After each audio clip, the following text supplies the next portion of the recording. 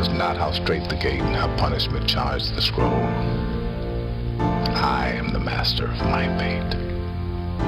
I am the captain of my soul.